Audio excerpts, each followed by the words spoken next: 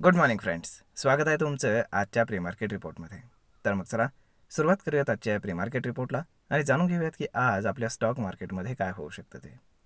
त्याआधी तुम्ही जर चॅनलवर नवीन असाल तर चॅनलला सबस्क्राईब करायला विसरू नका आणि डिस्क्रिप्शनमध्ये लिंक आहे त्यावरती क्लिक करून आपलं डीमॅट अकाउंट देखील ओपन करायला विसरू नका. तर मग चला सुरुवात करूयात आजच्या भागाला. मित्रांनो, काल रात्री US मार्केटमध्ये काय झालं ते सर्वात आधी जाणून घेऊयात. तर US मार्केट हे ऑलमोस्ट अर्ध्या टक्क्याच्या आसपास गॅप डाऊन ओपन झालं होतं. तिथनं ते रिकवर झालं, परंतु जाता जाता त्याच्यामध्ये देखील एक चांगल्यापैकी प्रॉफिट बुकिंग आपल्याला पाहायला मिळाले आणि डे लो ब्रेक करून ऑलमोस्ट मार्केट 1% आसपास तिथे डाऊनमध्ये क्लोज झालेलं आहे. तर आता बेसिकली त्याचं मागे दोन रिझन्स आहेत. एक तर म्हणजे इराण इस्रायलमध्ये जो कॉन्फ्लिक्ट चालू आहे तर तो, आणि त्यामध्ये अमेरिकन प्रेसिडेंट जे आहेत तर ते जे काही प्रकारचे स्टेटमेंट्स देत आहेत तर ते अजून आपण काय म्हणतो का आगीमध्ये तेल ओतण्याचा प्रयत्न होतो आहे. आता दुसरी महत्त्वाची गोष्ट म्हणजे आज आहे फेडची मीटिंग आणि आज रात्री इंटरेस्ट रेट डिसिजन जो आहे तर तो येणार आहे. आता बेसिकली मार्केटने ॲज्युम केलेलं आहे, सगळे ॲनालिस्ट हेच सांगतायत की कुठल्याही प्रकारचा रेट कट होणार नाही आहे, परंतु कमेंट डोविश असणार आहे. म्हणजेच काय की फ्युचरमध्ये आताचा जो डेटा आत्तापर्यंत इकॉनॉमिक डेटा जो आलेला आहे तर तो पॉझिटिव्ह आहे, सपोर्टिव्ह आहे. म्हणजेच काय की येणाऱ्या काळामध्ये रेट कट्स होऊ शकतात. ओके, त्याची पॉसिबिलिटी जास्त आहे. म्हणजे त्या दृष्टीनं काही ते स्टेटमेंट देत आहेत का की येणाऱ्या काळामध्ये आम्ही रेट कट करणार आहोत पुढच्या 4 महिन्यात 6 महिन्यात, तर हे स्टेटमेंट जास्त महत्त्वाचं ठरणार आहे त्यासाठी. ओके, त्यामुळे आता त्याचा इम्पॅक्ट आपल्याला उद्याच्या मार्केटवरती जाणवायला भेटेल. त्यानंतर आता जर आपण पाहिलं तर आता एक्सपायरीसुद्धा चेंज होती आहे, परंतु ती इफेक्टिव्ह कधीपासून होईल ते आपल्याला हळूहळू कळेल, त्याप्रमाणे आपण त्याच्यावरती सुद्धा बोलूयात.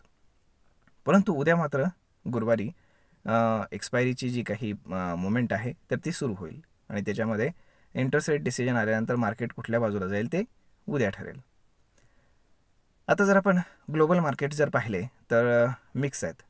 फक्त जापनीज मार्केट ग्रीनमध्ये आहे, अदरवाईज मोस्टली मार्केट्स जे आहेत युरोपियन मार्केट्स आणि एशियन मार्केट्स हे रेडमध्येच ट्रेड करत आहेत.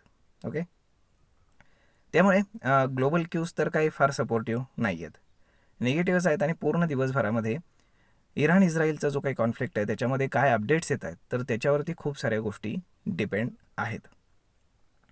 तिथं कोण काय स्टेटमेंट करतं आहे त्या स्टेटमेंटवरती मार्केट जास्त रिॲक्ट करण्याचा प्रयत्न करेल, कारण तिथे प्रत्येकाकडनंच एकदम एक्स्ट्रीम स्टेटमेंट्स येत आहेत.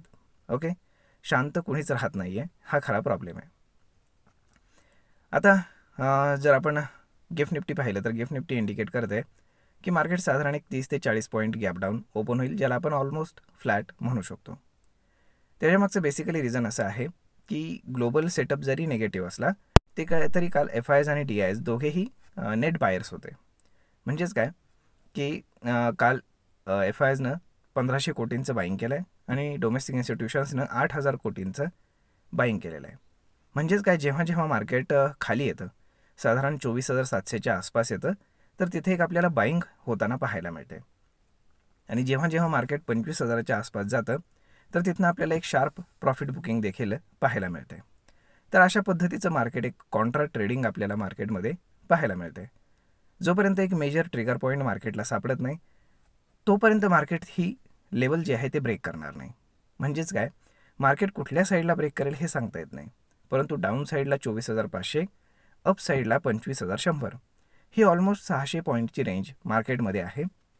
ज्या दिवशी यातली एक जरी बाजू ब्रेक होईल तर त्या दिवशी आपल्याला एक फार मोठं मुवमेंट आपल्याला त्या साईडला नक्कीच पाहायला मिळेल. तर त्या हिशोबाने तुम्ही तयारीमध्ये राहा.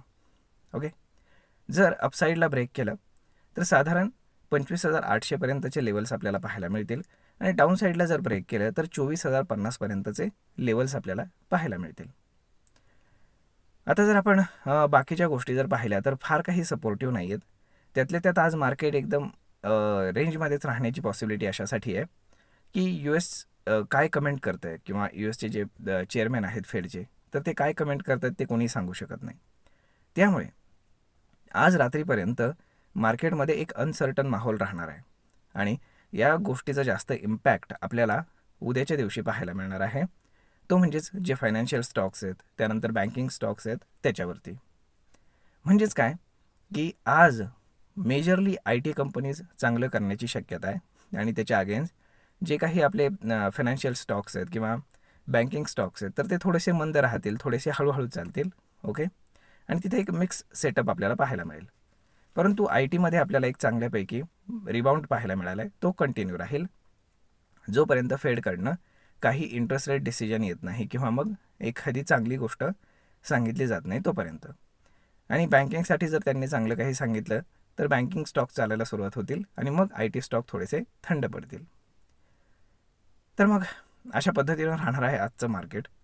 आज तर काही फार स्टॉक स्पेसिफिक सांगायला सुद्धा काही नाही आहे, कारण सगळ्या ग्लोबली मेजर टेन्शन इराण इस्रायलचं आहे. कारण तिथे मध्ये येतो तो म्हणजे एक nuclear bomb. Iran nuclear bomb बनवायचा प्रयत्न करते आणि इस्रायल त्याला ते बनवू देत नाही, आणि त्यासाठी ही सगळी मारामारी चालू आहे. त्यामुळे हा जो एक मोठा कॉन्फ्लिक्ट आहे आणि तो पूर्ण मिडल ईस्टला हॅम्पर करतो आणि त्याच्यामुळे जे काही ऑइल प्राईस आहेत तर ते हाईक होतात. ओके. जर आज आपण ऑइल प्राईस पाहिले तर थोडेसे मंदावलेले आहेत, ठीक आहेत. आणि USचे जे फ्युचर्स आहेत ते सुद्धा ग्रीनमध्ये ट्रेड करत आहेत. त्यामुळे सकाळी म्हणजे आत्तापर्यंत तरी म्हणावी अशी कुठली मोठी बॅड न्यूज नाही आहे. परंतु एक गोष्ट मात्र आहे ती म्हणजेच आपला रुपया डिप्रिशिएट व्हायला लागला आहे पुन्हा एकदा. ओके. तर रुपया आता पुन्हा 86 रुपये क्रॉस करून गेलेला आहे. त्यामुळे जोपर्यंत हे कॉन्फ्लिक्ट शांत होत नाही तोपर्यंत रुपया थोडासा स्ट्रेंथन व्हायला मदत होणार नाही. त्यानंतर बाकीच्या जर गोष्टी पाहिल्या तर त्याही आपल्या कंट्रोलमध्ये आहेत असं आपण म्हणू शकतो.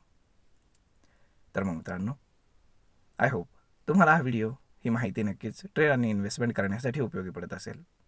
जर हा व्हिडिओ तुम्हाला आवडला असेल तर आपल्या जवळच्या मित्रमंडळींसोबत देखील हा व्हिडिओ तुम्ही शेअर करायला विसरू नका. धन्यवाद.